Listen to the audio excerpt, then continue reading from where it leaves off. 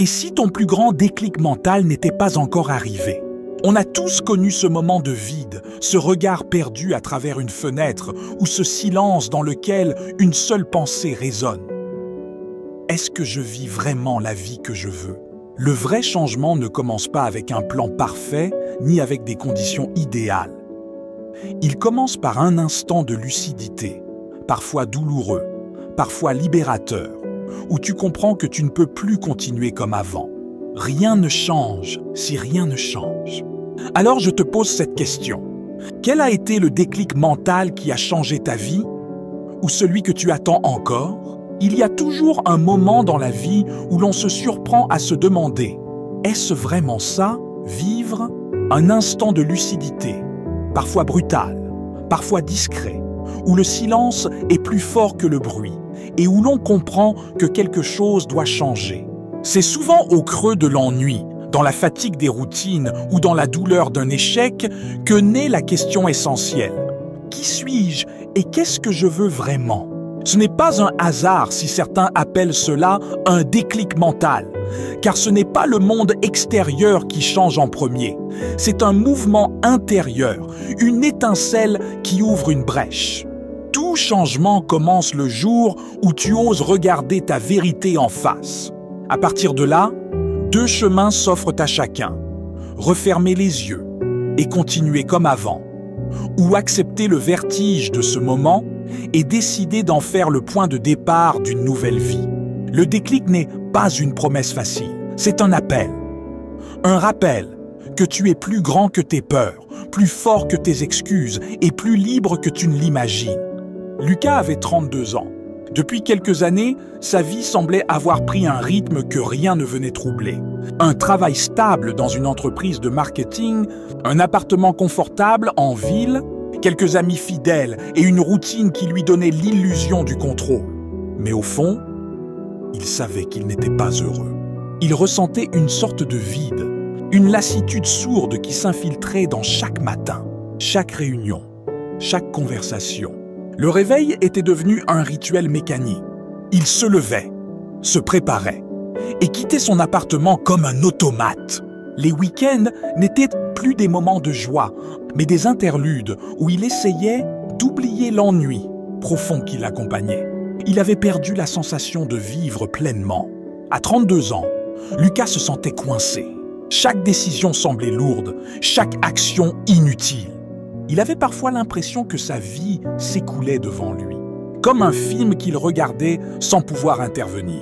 Il avait des rêves, bien sûr, devenir écrivain, voyager seul, apprendre à peindre. Mais ses rêves semblaient irréalisables, trop lointains, trop compliqués. Alors il les rangeait dans un coin de sa tête, à côté des souvenirs d'un Lucas plus jeune, plein d'enthousiasme et d'audace. Puis un soir d'hiver, tout changea. Lucas rentrait du travail, fatigué et irrité par une réunion où il avait été ignoré pour un projet qu'il avait lui-même porté. Il entra dans son appartement, jeta sa veste sur le canapé et s'effondra sur le fauteuil. Son regard se perdit dans le vide. Il sentit une tension inhabituelle dans sa poitrine, un mélange d'anxiété et de tristesse. Il avait l'impression que quelque chose en lui se fissurait. C'est ce soir-là qu'il réalisa à quel point il était malheureux. Pas seulement fatigué ou stressé, mais véritablement perdu. Et cette réalisation le frappa de plein fouet. Il était responsable de sa propre stagnation. Personne ne viendrait changer sa vie à sa place. Les jours qui suivirent, Lucas ne parla à personne de ce qu'il ressentait. Mais au fond de lui, une question persistait. Et si je pouvais changer tout ça? Il commença à observer sa vie de manière plus attentive. Chaque geste, chaque pensée, chaque réaction devenait une pièce du puzzle qu'il avait ignoré jusque-là. Lucas réalisa qu'il avait peur. Peur de l'échec, peur du jugement, peur de sortir de sa zone de confort.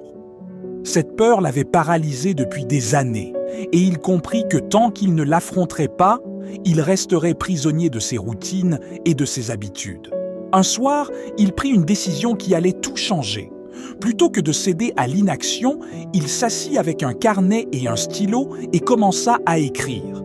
Pas pour un projet professionnel, ni pour un rapport, mais pour lui-même. Il écrivit ce qu'il ressentait, ce qu'il voulait réellement dans la vie et ce qu'il était prêt à faire pour y parvenir.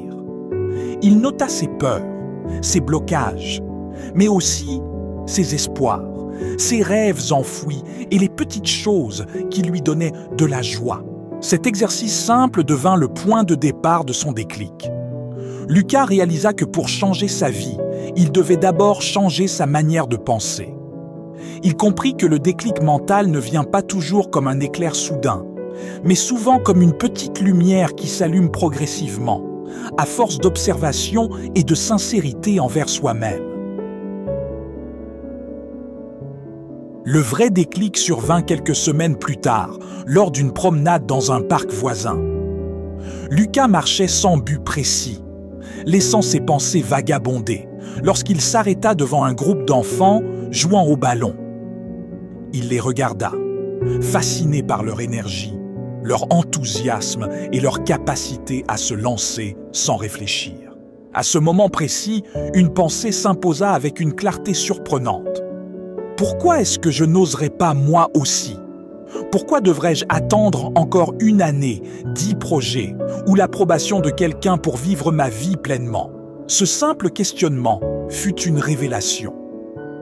Lucas comprit que tout ce qui l'empêchait de vivre était dans sa tête. Ses peurs, ses croyances limitantes, ses excuses. Tout cela n'avait aucun pouvoir réel, à moins qu'il ne le laisse prendre le contrôle. Il sentit une énergie nouvelle l'envahir. Pour la première fois depuis longtemps, il avait l'impression que le futur lui appartenait. Pas un futur lointain et vague, mais un futur immédiat, façonné par ses choix et ses actions d'aujourd'hui. À partir de ce jour, Lucas changea radicalement sa routine. Il commença par de petites actions. Se lever plus tôt pour écrire une page de son roman chaque matin, s'inscrire à un cours de peinture le week-end, marcher dans de nouveaux quartiers de la ville pour explorer et s'ouvrir à l'inconnu. Petit à petit, ces gestes simples devinrent des habitudes. Chaque accomplissement, même minime, renforçait sa confiance en lui. Il commença à ressentir un profond sentiment de satisfaction, non pas basé sur la reconnaissance extérieure, mais sur la maîtrise de ses choix et de ses actions. Lucas apprit également à accueillir l'échec comme une étape naturelle. Un projet qui ne marchait pas, une peinture qu'il jugeait ratée, une idée de roman abandonné. Tout cela devint une occasion d'apprentissage plutôt qu'une source de découragement. Il comprit que la peur de l'échec est souvent plus paralysante que l'échec lui-même. Dans sa vie professionnelle, Lucas prit aussi des décisions courageuses. Il demanda à travailler sur des projets qui l'inspiraient réellement et commença à collaborer avec des personnes qui partageaient ses valeurs. La qualité de ses relations changea, car il apprit à s'entourer de ceux qui le soutenaient et à s'éloigner de ceux qui le freinaient. Le plus surprenant pour Lucas fut l'impact sur sa vie personnelle. En devenant plus authentique et confiant, il développa des amitiés plus profondes et engagea des conversations plus sincères avec sa famille. Il découvrit que la transformation intérieure se reflète inévitablement dans le monde extérieur. L'histoire de Lucas contient des leçons que chacun peut appliquer. 1. Observer sa vie avec honnêteté. Le déclic commence souvent par une prise de conscience. Identifier ce qui ne va pas et reconnaître sa responsabilité est la première étape. 2. Écrire, réfléchir, se questionner. Noter ses pensées, ses peurs et ses envies permet de clarifier ce que l'on veut vraiment et de visualiser un chemin concret vers le changement. 3. Oser petit à petit.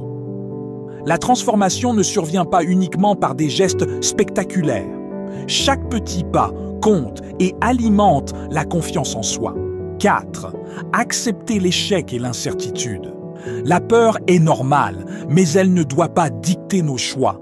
Apprendre de chaque erreur est crucial. 5. S'entourer de soutien positif. Nos relations influencent profondément notre état d'esprit. S'entourer de personnes inspirantes et bienveillantes facilite la transformation. 6. La persévérance. Le déclic initial est puissant, mais c'est l'action répétée qui transforme réellement la vie. La constance dans les efforts est plus importante que la force d'un seul moment de motivation. Lucas n'était pas devenu un homme parfait. Il n'avait pas résolu tous ses problèmes ni trouvé la réponse à toutes ses questions. Mais il avait découvert quelque chose de plus précieux. La capacité à transformer sa vie par la conscience, l'action et le courage. Son déclic mental n'avait pas été un miracle venu de l'extérieur. Il avait été le fruit d'une observation sincère, d'une volonté d'agir et de la décision de ne plus laisser la peur diriger sa vie. Aujourd'hui, Lucas se réveille chaque matin avec un sentiment de responsabilité et de liberté. Il sait que chaque choix compte, que chaque action le rapproche de la vie qu'il désire réellement. Et même lorsqu'il trébuche, il se rappelle que le véritable changement commence dans l'esprit. Son histoire est un rappel universel. Le déclic peut survenir à tout moment et il est toujours possible de choisir de vivre pleinement. Et toi? Quel a été ton plus grand déclic mental? Raconte-le en commentaire. Like si tu t'es reconnu. Abonne-toi pour d'autres vidéos inspirantes. Partage à quelqu'un qui en a besoin. À bientôt